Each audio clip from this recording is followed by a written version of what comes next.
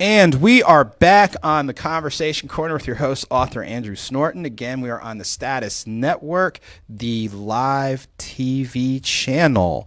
And we are going to go ahead and move into our current guest. And we were kidding around, ladies and gentlemen, but it's all love and it's all good humor. But Jerry McCrae, in addition to being a media specialist, librarian, actor, community advocate, author, is actually the first non-Alpha Phi Alpha member to ever appear. Yes. So shouts to our kinfolk from Bloomington, Indiana, IU, January 5th. January 5th. Exactly. Achievement. So you are definitely the epitome of achievement, good sir. Yes, sir. Let's get our viewers engaged in interacting and understanding a few of your steps in order to get here. So what were some key or pivotal moments that allowed you to go ahead and move in the direction you're moving? A pivotal moment was when my son was born. Cameron, my first son, he was actually my motivation to start actually being an author. The inspiration came from him because my dad, he was actually a great father. But I actually lost my dad when I was 12 years old. But in that short amount of time, my dad, he did a lot of things with me. He taught me a lot of things. And he also showed me what it was to be a man. And I wanted to like carry that legacy on with my son. Okay, so as that bridge, and one of the first things you mentioned was an author. So let's talk a little bit about your book, Black Fathers Are Real, We Do Exist. And I'll go ahead and hold this up here. So like you said, you learned some valuable life lessons from your father. You're making sure to integrate those in regards to with your son, but how did you move to that next step of putting that in book form to help engage and interact and empower other people? Well, I've always been a writer. I started out writing at an early age. I started winning a lot of contests actually in high school. And then on top of that, I graduated with a degree in creative writing and English. Okay. So I've always loved writing. And I thought, I just want the world to see this. Oh, So, wow. I reached out to a few publishers. I told them my idea. I had a lot of kickbacks, and then I had a lot of people that really loved it. And then I met this really good publisher in North Carolina, and he really loved my idea. And I had another friend here in Atlanta who actually was a great illustrator. And all African American guys, they're really good stand-up guys. And I thought we gotta show this to the world. So I put all my ideas and my thoughts together, and the book became a reality. So share with us, really, it sounds like the combination of the life lessons, getting reignited with your son, being able to see what is a way that I can help share these life lessons. So share with us the inroads you've been able to make with your book, because just looking at the title right there should be a conversation piece. So walk us through the inroads and the audiences that you're able to engage with to help really bring in some much needed, we'll just say, life lessons. Okay. First off, there's like three basic points that I want to get at. They're not points that I just made up. I'm actually a librarian, an academic librarian, so I do my research. So I have three key points that I really want everybody to know. The first key point comes from the U.S. Department of Health. It reports that 63% of teen suicides come from fatherless homes. 90% of runaways and homeless children comes from fatherless homes. Another statistic, 71% of high school dropouts comes from fatherless homes. And these are real stats from our U.S. government. And these problems can be tackled if we actually handle our responsibilities and actually be fathers, be real men. And that's what I'm tackling in the book. Also, the importance of an education, the importance of family just spending time together and sticking together, the importance that a man should teach his child about financial stability. You need to be prepared throughout your whole life. Those are like some key points that I tackle in this book. And as interesting that you go ahead and mention those, because a number of those key points are some of the things, like you said, just from wearing your hat as a librarian, as a researcher, looking at the data, interpreting the data, and what are you making of it, and then what can I do to help chip away at some of these things. You make an interesting point. It is your presence and not always the presence. And especially during the holiday season, like you said before, it's almost like after the gifts have come and gone, it's your consistent presence. Right. And it seems like that is definitely one of the central themes that you've mentioned. Exactly. Share with us now, this is your first book. It's my first book. Share with us some of the, whether book festivals or signings that you have done. And then do you have any signings that you have on the horizon? I've done some at the African American Book Fest. I've also done some at Gwinnett Baptist Church. Okay. I've done a couple at a couple of churches. And then there's also Casey Vennon. She has a lot of book festivals that I participate in as well. And when it comes to philanthropy, I've also given back my money that I actually made from my book to a local church in Gwinnett County. Okay. And that church is the name of that church. Sorry, it slipped my mind. But, they know who they know. So, folks, he hasn't forgotten. It's just when you have as active and engaging a mind, and your focus is really on, again, the term planting seeds. Right. And engaging with people. Grace Point Community Church. There you go. There you go. Grace Point Community Church. Shout out to Grace Point Community Church. I didn't forget you. Kind of a shaky moment right now. Look, charge it to his head and not to his heart, right. Ladies and gentlemen. And let me ask you this. As you have been able to support, like I said, give back, which is something that I know that I've been able to do with some of the work that I've done, giving back to these entities. When you're engaging and interacting, what has been the response? And I know you said earlier, and this is true, as you're getting to this point, there's going to be pushback. Oh, you don't need to do this, blah, blah, blah. But you, kind of borrowing from what our previous guest said, you had a vision and you focused on executing that vision. Right. So now that this vision is reality, what has been the response? Especially with some of the topics that are needed. So what's been the response thus far? Actually, it's been an overall positive response. I have fathers that actually come up to me and say, man, we need this in our community. We needed our voice to be heard. Also, every Monday on Facebook and Instagram, I have huge groups, followings up to 6,000. Followers. That's huge. That follow me every week, and they support me. Shout out to all my followers. Black Fathers Are Real, we do exist on both social media sites. I highlight a real father, not a celebrity, not nobody you ever heard of, but real fathers in our communities that are really there for their kids, and they spend time with their kids, and they're proud of being a good father and showing their kids the right way. Now, pivoting slightly in regards to author, and I know two of the other hats you wear are as a librarian and a researcher, and that definitely comes out, especially when you're talking about some of the key data. And as an actor, share with us, let's say on the acting end, real briefly, what some of the things that you have done and what's one thing that's on the horizon as wearing the hat as an actor. Bad Moms 2. I'm actually in that movie. Right now, I'm trying to get some bigger roles. Right now, I'm doing a whole lot of background work. Okay. So I'm getting my experience up, my foot in the door. I'm learning the business, and I'm actually learning all the takes and what it takes to be an actor. Right now, Bad Moms 2. Have you ever heard of Tales from BET? Have not, but okay, now I have now. It's produced by Herb Gotti. I'm in that. A couple of other shows. I'm in The Hate That You Give. Okay. The Hate You Give. I'm the guy in the red hoodie. I bash out the car window. Oh wow! You can't really tell it's me, but it's me.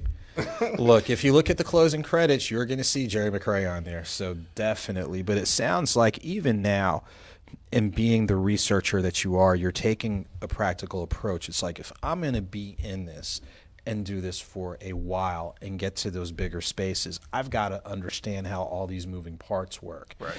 And it's really, like you're saying, it's really a process, because some people are like, oh, I can just show up and do something. It's like, and as a researcher, it doesn't always work that way. Mm-hmm. Let me ask you this, and this is a theme that's come out with other guests: patience, persistence, and perseverance. Share with our audience, just in general, regardless of the hat you wear, as a parent, as an author, as a librarian, as a researcher, as an actor, share with us, what do you do through those lenses of, patience, persistence, and perseverance to help get you where you are, and then knowing that that's a springboard that's going to help you get to where you're trying to go? When it comes to patience and perseverance, not to toot my own horn, but today I actually won a customer service award. Hey, that's at good. my library. I feel like that everyone should know that they matter. When it comes to your kids, they should know that they matter. You should spend a great amount of time with your kids and show them that you're there, showing them the right way that they should go, doing great things for them. When it comes to like my customers and my students that come in, you should show them that they care. You should go the extra mile to help them out and get their research done. And all walks of life, like, you should just show people that they matter. And I think that's what's going to help me, like, in the long run. Mm-hmm.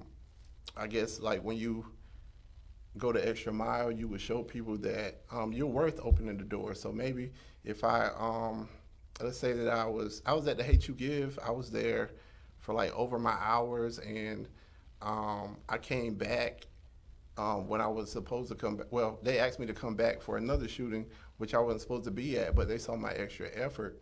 And I mean, like, it opens different doors for you when you go the extra mile. So it sounds like that extra mile parallels one of those old school sayings: hard work pays off. Yeah. And don't be afraid to work hard. Right. Of course, you want to work smart. Yeah. but bringing a work ethic, and even just in talking with you, and this is with every guest, but you can feel the passion you have, understanding your purpose, being a person of principle, and especially understanding that what you do, you've got somebody that might not always say it, but is paying real close attention to what you're doing. So definitely commend you for all the hard work that you're putting in, and continue to do so.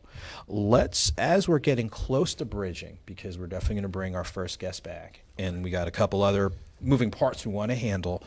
Share with us real quickly, on the horizon, especially in regards to your book, what is on the horizon for your next scheduled book signing or festival that you're going to end up appearing? Or is that something that's still a work in progress? That's still a work in progress, but I actually do have a second book coming out, and it's titled Cameron and Brianna's Tour of Atlanta. This is also it's focused on the African American aspect. It's focusing on different places in Atlanta that has African American lineages, different businesses that were raised up here in Atlanta, different landmarks that you might not think have African American lineages.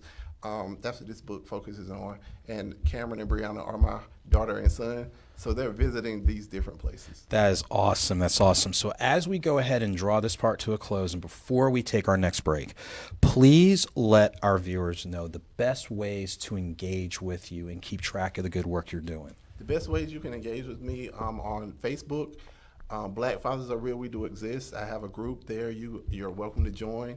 Also on Instagram, Black Fathers Do Exist. You're welcome to follow me, and I will try to follow you back. Okay, so at this point in time, we're going to take our next pause and our next break. This is Jerry McCray, as you see, well-rounded person trying to achieve in every field of human endeavor. So you had to shout you all out. So we're going to go ahead and take a pause for the cause, and when we come back, this will be your time for you to call in to engage with our guests. We're going to do a couple of other quick PSAs, engage with our guests, and then draw our last segment to a close. So sit tight, and you're on the Conversation Corner with your host, author Andrew Snorton.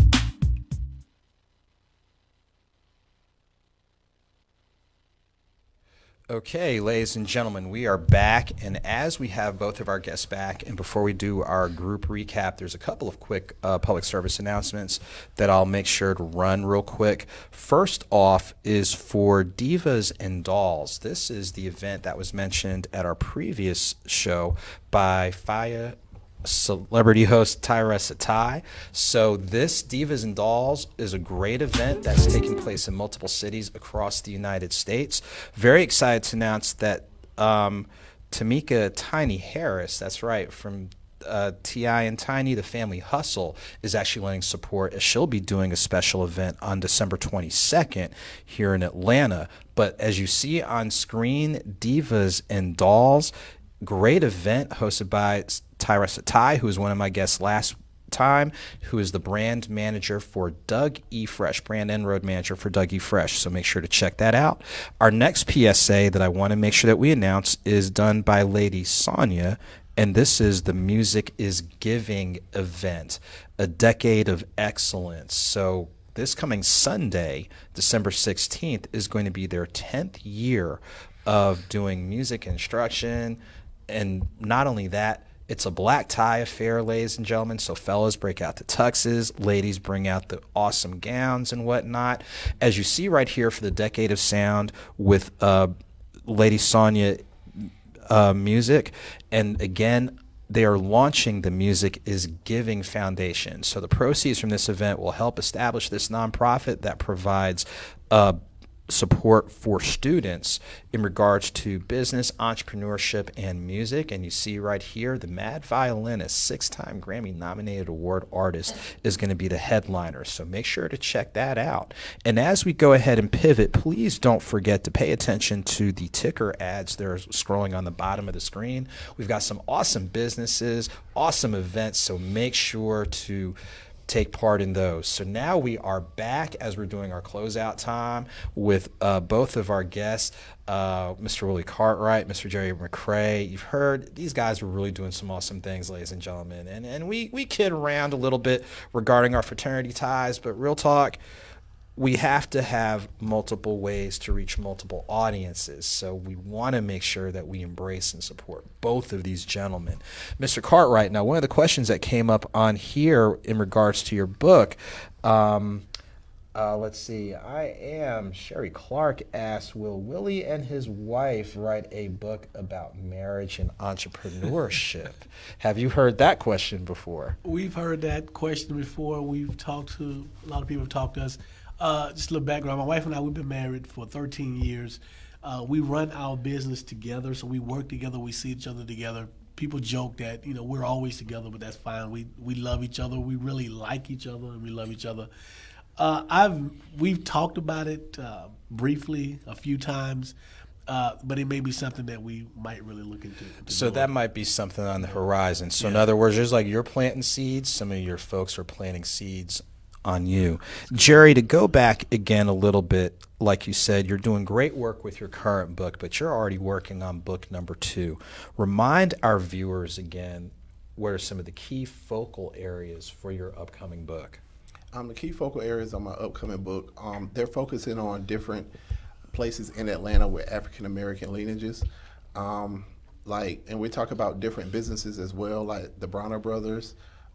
We're also talking about Mary Mac's Tea Room, also Busy Bee, different places like that that you might not hear in the that gets national spotlight, but they're very important places here in Atlanta. So it sounds like what you're doing is not only are you continuing to work through the lens of family, but also in regards to some of these, they might be locally known, and there are some spots that might be known on a broader scale, but there's some uncovered jewels or gems, or to use terminology, there's some uncovered diamonds in the rough, for lack of a better term. Mm-hmm. Look at you. I need to work with you a little bit more often. So, gentlemen, one of the key things that both of you talked about directly and indirectly is your sense of vision. And remind our viewers, Jerry, what's one thing that you do that helps you maintain your vision in regards to this is where I'm really trying to go? I think it all comes to the perspective of having a positive outlook on myself and a positive outlook on my race. I feel like Black fathers are very important in our community and very important in the world. And also when it comes to African Americans, I feel like there's been so much negativity on our race that people tend to overlook the great aspects and positive aspects that we have brought to the world. And I just want to highlight different things in our community that's worth sharing and worth other people knowing about. And it sounds like part of your vision, what encompasses part of your vision, is changing that narrative and changing that paradigm. Right. So that way you can counter and say, wait a minute, there's examples that are out here. Willie, what would you say is one key thing that you do that helps you maintain your vision? I know, and I'm going to repeat what you said in your book, don't allow what you see to determine your vision. What is something that you do that helps you make sure that you're maintaining that? I know that's part of your motto and your mission, but what are some things that you do to help you maintain that? Well, I'm a planner, so I write down everything. So it's important for me to always remember the larger picture, the goal at the end, because I look at it as a war, figuratively, metaphorically. Getting to your goal, I look at it as a war. And during that journey, there's going to be battles that you lose, but you have to stay focused on the end goal, which is winning the war. You may lose a battle, but you win the war. So from a planning standpoint, I'm also a quantitative person. I have a degree in finance, so everything to me is measurable. So if it's not measurable, then there's no way to track it. So there's goals, there's 3-year goals, 5-year goals, 10-year goals, and there's goals for different aspects of my life. And I use quantitative measures to make sure that I reach those goals, always remembering the end, keeping the end in mind. And that's very powerful because, as a number of our guests have said previously, like you both acknowledge, there's going to be challenges that are out there, and that's part of what comes with the territory. And like you said before, what you just said, you're going to take a couple of L's every once in a while. And I think all of us on here can talk about some things that have gone smooth as sandpaper, for lack of a better term. But even with those moments, and this is something that previous guests have said, which is awesome that you're building on this particular narrative, you don't stay stuck there. And when I think about your statement, you could have stayed stuck where you were, but you chose not to. And the same thing on your end, you could have stayed stuck in certain situations, and you both chose not to. And because of that, that's part of what, when you're speaking with different churches and whatnot, makes you so solid. And then with what you're doing as a motivational speaker, and one of the things that we said, you're trying to plant seeds. You're not just, okay, let me make you feel good for that moment, and it's back to the same old, same old. So that's really important. On the horizon, the proverbial, where do you see yourself as this year's coming to a close? And I know some people have their New Year's goals and whatnot, but where do you want to see yourself go, this time next year? This time next year, I'll see myself in different venues. This past year, I've been in, when it comes to churches and different book festivals. In addition to that, I've also read to different children. When it comes to Shelter in Arms, I've been to Shelter in Arms Learning Academy. I've read to students there. Also, Kip Ways Academy here in Atlanta. Okay. I've also read to students there and participated in book festivals there. I see myself participating more with children, and also getting more out in the community and meeting more fathers and try to have different events with real fathers. Awesome. Willie, this time next year, where do you see yourself going as part of your journey? My wife and I, we will continue with our, what I call main business. We have other business endeavors in mind that we're planning for. Obviously, the motivational speaking, we'll look for that to pick up and do more speaking engagements from that standpoint. Basically, just continuing what we're doing. If you allow me just 1 second, one thing I like to do is I like to commend you on your book, your idea. Thank you. In my book, one of the things I talk about is never meeting my biological father and how that affected me. Mm-hmm. And also having a horrible relationship with my stepfather for a number of years that he was in my life. So I think what you're doing is extremely important, especially for our people. So again, as I get older, I appreciate the relationships when I see between a black father and his son, because I never have that. I never had that, and I never will have that because I don't have any kids either. Mm-hmm. So I never experienced it, and I never will have an opportunity to experience that. But as a mentor and as a motivational speaker, I've seen how that being there has influenced those kids in the right way, and how not having a father there has influenced them in the wrong way. So kudos to you. Definitely appreciate what you're doing. Thank you. Definitely. And as we bridge this, because we know we want to make sure to give time for our next show that's coming up. So Cy, tell us, Cy, you're awesome. Thanks. I'm going to do better, real talk. Real quickly, close out with the best ways to get in contact. Then best ways to get in contact. I'll close out with me, and then we're going to basically call it. I'll make it real quick. The book is called Upward Journey. You can get it on my website, williecartwrightspeaks.com, Willie with an I-E. You can get it on Amazon, or you can get it on our hair care product website, healthyhairjourney.com. Okay. And Jerry? My book is called Black Fathers Are Real, We Do Exist. You can find me on social media at Black Fathers Do Exist on Instagram, and also Black Fathers Are Real, We Do Exist on Facebook. I also had like a extra little pitch, if I may. Real quick, because we Have a I little know. extra pitch right here.